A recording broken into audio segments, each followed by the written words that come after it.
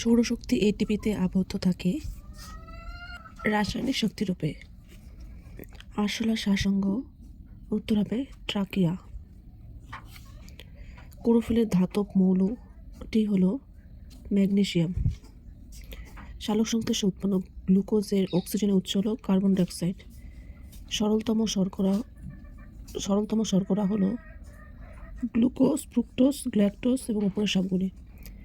1 গ্রাম ফ্যাটের তাপন মূল্য 9.1 কিলোক্যালোরি।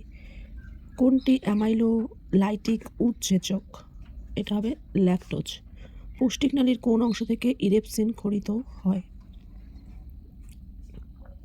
এটা হবে ক্ষুদ্রান্ত। একজন প্রাপ্তবয়স্ক ব্যক্তির প্রাত্যহিক ফ্যাটের চাহিদা 50 গ্রাম। ম্যাগনেসিয়ামের পুষ্টিগত গুরুত্ব হলো উৎসেচক গঠন, ক্লোরোফিল গঠন, পেশি সংকোচন, উপরের সবগুলি। লৌহ কোন শ্বাসরঞ্জক গঠন করে? হিমোগ্লোবিন, হিমোগ্লোবিন ও সাইটোক্রোম। পৌষ্টিক নালীর কোন অংশে খাদ্য পরিপাক হয়? পাকস্থলী।